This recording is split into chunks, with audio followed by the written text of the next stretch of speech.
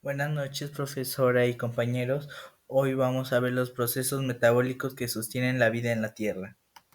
Los contenidos que vamos a ver en este video van a ser el metabolismo y su relación de energía en autótrofos y heterótrofos, el proceso de la fotosíntesis describiendo fase luminosa y la fase del ciclo de Calvin-Benson, la importancia de la fotosíntesis para la vida en la Tierra, la quimiosíntesis del carbono como proceso alternativo a la fotosíntesis, una propuesta generada por mí para estos conocimientos en la vida real y una reflexión personal.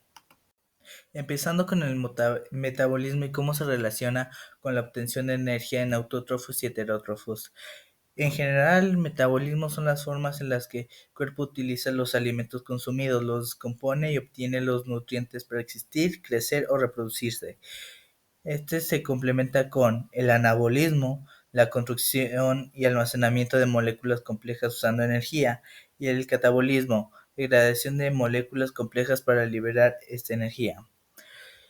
En organismos autótrofos como las plantas, producen su propio alimento mediante la síntesis de moléculas orgánicas a partir de compuestos inorgánicos, dióxido de carbono y agua, usando energía de la luz para uno de los principales energías o combustibles de la fotosíntesis, o de reacciones químicas, quimiosíntesis, que también es dióxido de carbono. Su metabolismo anabólico crea materia orgánica que sirve de base para ellos y otros seres. En organismos heterótrofos como animales, humanos, obtienen su energía descomponiendo moléculas orgánicas que consumen como alimento, llamado digestión. Su metabolismo catabólico libera energía almacenada en los enlaces químicos para sus funciones vitales. En resumen, el metabolismo es la base química que permite a los autótrofos crear moléculas energéticas y a los heterótrofos descomponerlas para obtener energía, conectando el flujo de energía de los ecosistemas. Hablando de la fotosíntesis, hay que hablar de sus dos fases, la fase luminosa y la fase oscura o el ciclo de Calvin-Benson. En la fase luminosa encontramos el lugar, las sustancias iniciales y finales. El lugar son las membranas de los tilacoides en los cloroplastos. Las sustancias iniciales son la luz solar, el agua, H2O, NDP y ADP.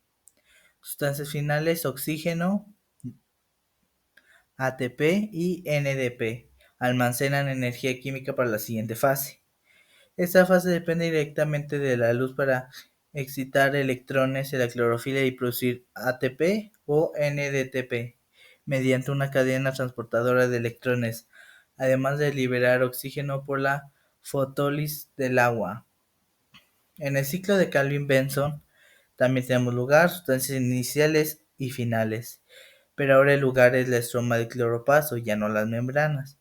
En las sustancias iniciales ya no es la luz solar, sino el dióxido de carbono que funge como el combustible, el ATP y el NDPH, producidos en la fase luminosa, que son los que vimos hace rato, y ribosa bifosfato, RUPP. Sustancias finales, glucosa u otros carbohidratos, ADP, NDP, que regresan a la fase luminosa. En este ciclo el dióxido de carbono se fija mediante la enzima RuBisco y utilizan ATP, NDPH, formando glucosa, proceso que no requiere luz directa pero depende de la energía acumulada en la primera fase. La importancia de la fotosíntesis para la vida en la Tierra. La fotosíntesis es fundamental para la Tierra por varias razones clave. Producción de oxígeno. Las plantas y organismos fotosintéticos liberan oxígeno al romper el agua durante la fase luminosa, suministrando prácticamente todo el oxígeno que respiramos. La base de la cadena alimenticia. La fotosíntesis convierte la energía solar en energía química almacenada en carbohidratos que sirven de alimento para plantas, autótrofos y en la cadena para herbívoros y carnívoros. Regulación de gases atmosféricos. Reduce el dióxido de carbono atmosférico, ayudando a controlar el efecto invernadero y contribuyendo a mitigar el cambio climático. sostenibilidad de ecosistemas, mantiene el equilibrio de los ecosistemas terrestres y acuáticos al asegurar la producción primaria necesaria para la diversidad biológica. Impacto en la agricultura. El crecimiento de los cultivos depende directamente de la fotosíntesis, siendo vital para la alimentación humana y animal. Es turno de hablar de la quimiosíntesis del carbono como proceso alternativo a la fotosíntesis. Es un proceso alternativo a la fotosíntesis para la producción de materia orgánica a partir de compuestos inorgánicos, generalmente dióxido de carbono, a diferencia de la fotosíntesis, que utiliza la energía solar para sintetizar glucosa. La quimiosíntesis utiliza la energía liberada en reacciones químicas de sustancias inorgánicas reducidas, como el sulfuro de hidrógeno H2S, amoníaco y hierro ferroso. En la quimiosíntesis, organismos quimiosintéticos, principalmente bacterias o arqueas, oxidan estas sustancias para generar ATP y poder reductor similar a la fase luminosa de la fotosíntesis. La energía obtenida es para fijar el dióxido de carbono mediante el ciclo Calvin-Benson, produciendo materia orgánica igual que la fase oscura de la fotosíntesis. Este proceso es vital en ambientes donde no hay luz solar. Con fuentes hidrotermales del fondo oceánico debe construirse la base de cadenas alimentarias completas. Sirve como una estrategia energética alternativa que contiene ecosistemas en condiciones extremas o sin acceso a luz solar. Yo propongo una situación donde en comunidades rurales con los recursos limitados, el conocimiento del metabolismo y los procesos de nutrición, o sea, plantas autótrofas y animales heterótrofos, es clave para mejorar la producción de alimentos y autosuficiencia. En la aplicación, la fotosíntesis serviría para promover la siembra de plantas adecuadas que optimicen la captación de energía solar para producir alimentos o los cultivos en general, ricos en carbohidratos, base energética fundamental para humanos y animales. El metabolismo, comprender las necesidades nutricionales de cultivos y animales. Facilita el uso eficiente de fertilizantes y alimentos, evitando gastos excesivos y contaminación. Autótrofos y heterótrofos. Fomentar sistemas agrícolas donde plantas autótrofas sirvan de base para alimentar animales heterótrofos, asegurando un ciclo de producción sostenible. Quimiosíntesis. En casos donde la luz solar es limitada, como en cultivos subterráneos o acuíferos, se puede estudiar el papel de bacterias quimiosintéticas para mejorar la calidad del suelo y promover el ciclo del carbono para mantener la fertilidad.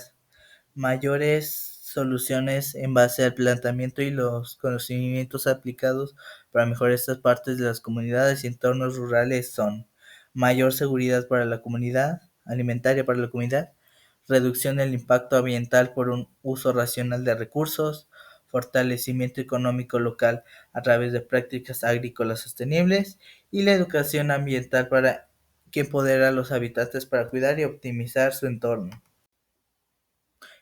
En conclusión, durante la elaboración de esta actividad pude aprender demasiadas cosas y en base a esto pude reflexionar distintos puntos.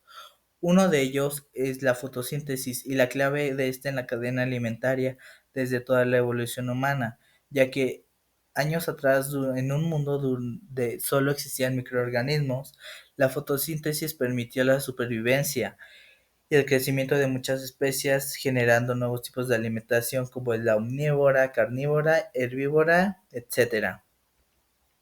Otro punto que también me sorprendió fue el proceso que hacen las células con esta energía y moléculas, ya que si lo vemos objetivamente, cosas tan diminutas pueden hacer varias funciones, no solo sintetizar lo mencionado, sino llevar al resto de células y crear vida o poder generar su propia glucosa a través de mecanismos donde no reciban directamente su combustible principal, como es dióxido de carbono o la luz solar. Y el último punto que me llamó la atención o más me sorprendió fue entender la quimiosíntesis, ya que a mi punto de vista solo era la fotosíntesis en otras formas de efectuar, como la oscura, pero ahora comprendo cómo funcionan las interacciones dentro de este tipo de organismos y pude encontrar un gran uso de energía liberada por dióxido de carbono, obviamente sin un exceso para crear vida autótrofa en el mar u otros tipos de ecosistemas.